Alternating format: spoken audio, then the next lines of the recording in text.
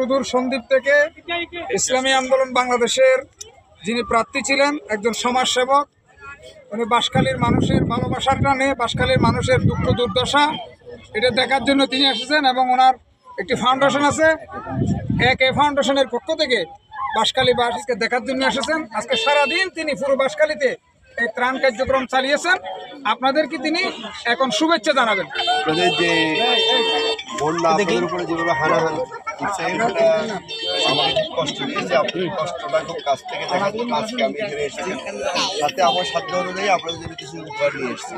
এই উপহারগুলো আজকে আমি আমাদের বাঁশখালীর যারা দায়িত্বশীল আছেন ইসলামী আন্দোলনে ওনাদেরকে বলবো আপনাদের হাতে তুলে দেবেন। আমরা সবাই সোনোয়ার মানুষ এখানে, আপনারা জানেন আমরা বন্যা কবলিত। আমাদেরকে দেখার জন্য অনেকে আসছেন, অনেক রাজনৈতিক নেতৃবৃন্দ আসছেন। বিশেষ করে বাঁশখালীতে যিনি হাত পাকা নির্বাচন করেছেন আপনাদের সামনে এসেছিলেন রহুল্লাহ হাফেজ রহুল্লাহ ভাই, উনি এখানে আছেন। উনি আপনাদের সামনে সামান্য কথা বলবেন। আসসালামু আলাইকুম ওয়া রাহমাতুল্লাহ।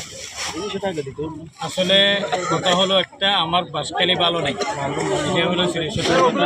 আমি শুক্রবার থেকে আজ পর্যন্ত সকাল থেকে একেবারে রাত 1টা পর্যন্ত আমি মাঠে ছিলাম।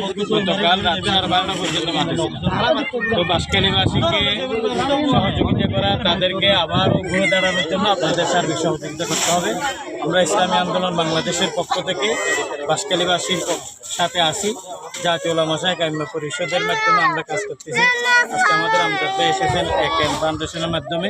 তিনিও আমাদেরকে আসলে বাঁশখালীবাসীর পাশে সামনেও দাঁড়াবেন ইনশাআল্লাহ। আজকে আমরা বাঁশখালীবাসীর পক্ষ থেকে আমরা আমাদের আমজাদ ভাইকে আন্তরিক মুবারকবাদ এবং কৃতজ্ঞতা স্বীকার করছি। তো আজকে আমাদের আমজাদ ভাইয়ের এই ভালোবাসা বিনিময়, হাদিয়া বিনিময় আমরা সোনোয়াতে এখন শেষ করবো।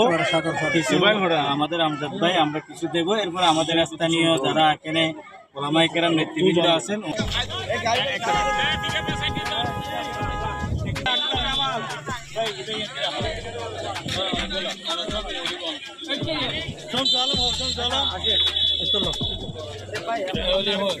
ঠিক আছে, ঠিক আছে, মহিলাদেরকে হাতে দিয়ে দেন।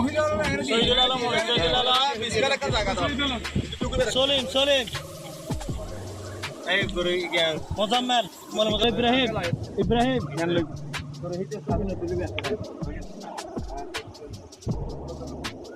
নাসিমা মুক্তার নাসিমা।